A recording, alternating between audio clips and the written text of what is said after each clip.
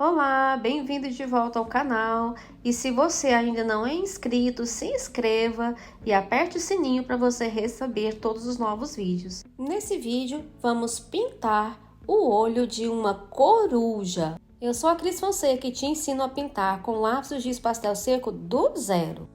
O primeiro passo é observar a imagem de referência e fazer um esboço respeitando a proporção e a perspectiva. Depois, observar a luz e a sombra, os valores tonais.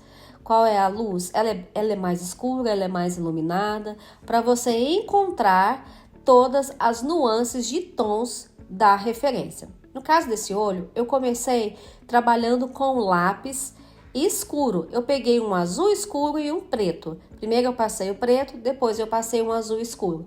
Porque na pintura pastel seco você sempre começa com o mais escuro primeiro, porque se depois de clarear essa área você não consegue escurecê-la novamente.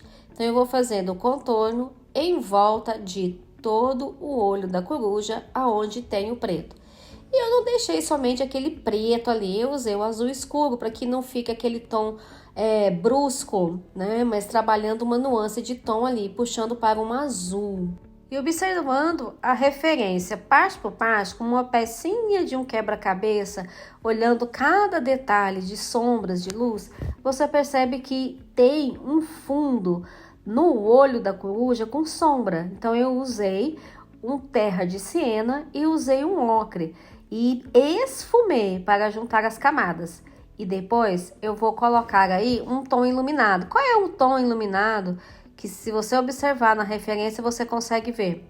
É um amarelo claro, mas antes eu deixo bem esfumado. Pode se esfumar com o dedo ou pode esfumar com o esfumador ou esfuminho. Eu passo esse amarelo claro na área mais iluminada e vou com leveza. O giz pastel seco, tanto em lápis quanto em bastão, você não precisa colocar força.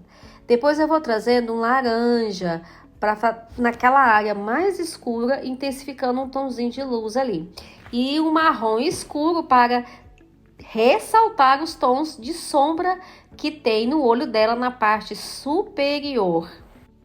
Então, eu usei camadas de tons, comecei com preto, depois eu fui para o azul, depois eu peguei um tom ocre, um terra de siena queimada, um amarelo e usei camadas por camadas. Esse é o segredo do pastel seco. É você trabalhar camadas por camadas e você vai conseguindo cores incríveis. Porque quanto mais cor você mistura, mais cores incríveis você consegue produzir, você consegue fazer. Além da facilidade que o pastel seco tem para esfumar, para fazer o degradê de tons entre as camadas. E no olho dessa coruja tem alguns detalhes, alguns risquinhos. E aí como que eu vou falar? São veinhas? Não, você não vai olhar de um todo, um olho, enfim, é uma coruja? Não, você vai olhar parte por parte, como uma pecinha de quebra-cabeça. E esse é o método que eu uso, que é o método quebra-cabeça. E eu faço esses detalhes dentro do olho usando um lápis de tom médio e um lápis de tom mais claro, para fazer uma divisão ali de detalhes, de sombras, o que tiver de colocar dentro do olho para ressaltar o desenho ali dentro, para ressaltar uns risquinhos, para dar uma noção de detalhe, você vai fazer. E o branco é somente o alto brilho, mas como tem uma sombra refletindo ali, vou ter que trabalhar ela. Como? Eu vou pegar um azul mais claro, como você pode observar lá na imagem de referência. Não é apenas um branco ali e pronto. Não, tem sombreado, refletindo da parte de cima lá das penas no olho, né? Então tem que ser colocado. E se você ainda não é inscrito, se inscreva no canal e aperte o sininho para você receber os novos vídeos. Se você já é inscrito, deixe seu comentário, deixe seu like. E depois de trabalhar o alto brilho, eu vou dando os detalhes, né? Da parte mais iluminada, trabalhando todos os detalhes que tem ali. E esfumando do tom mais escuro para o tom mais claro, fazendo um degradê. Se observarmos a referência, esse olho ele é mais escuro do que o outro. Então aqui eu já estou usando terra de siena queimada para trabalhar a parte de sombra. Quase a metade desse olho é um sombreado. Por quê?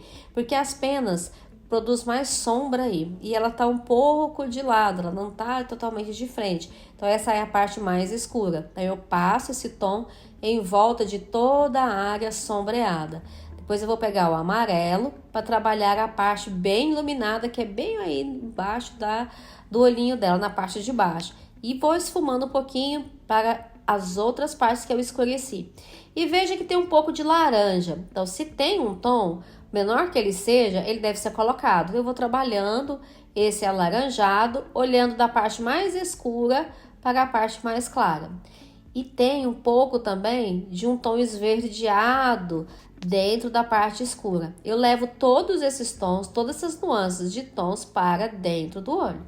Então, o que eu tô fazendo? Eu trabalho com uma camada com um tom escuro, a sombra, depois eu vou para um tom intermediário, um tom claro e vou formando camadas por camadas.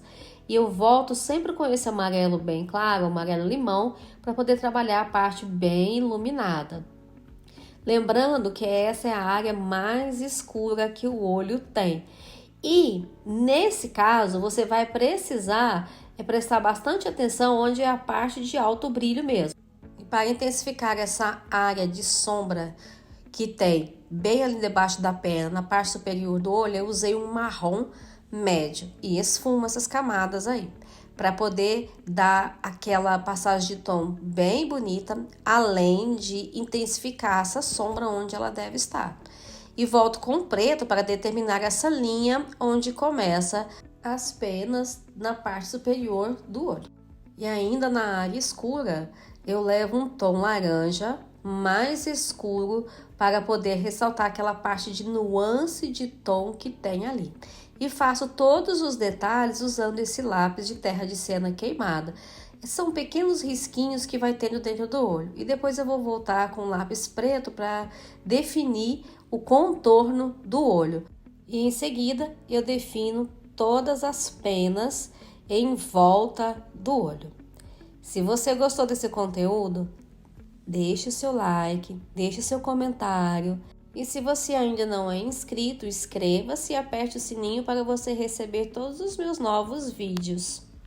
Aqui eu usei o papel pastel mate, usei os lápis da Stabilo Carbotella, alguns lápis da Carandache e usei o giz pastel da Rembrandt para fazer algumas pequenas áreas de alto brilho. Essas penas você tem que ter bastante atenção na proporção entre o olho e o bico dela ali. Cada peninha tem a sua própria direção. Para trabalhar com pastel seco, você precisa ter a ponta fina do lápis, a leveza na mão e paciência. E o pastel seco é uma técnica muito prática, simples e descomplicada e menos dolorida. Você consegue trabalhar com ela em pouco tempo e tendo um resultado satisfatório. Ou seja, você vê o seu trabalho nascer com qualidade e você fica com a autoestima lá em cima, porque desenvolve a sua confiança. Pastel seco é a minha técnica favorita.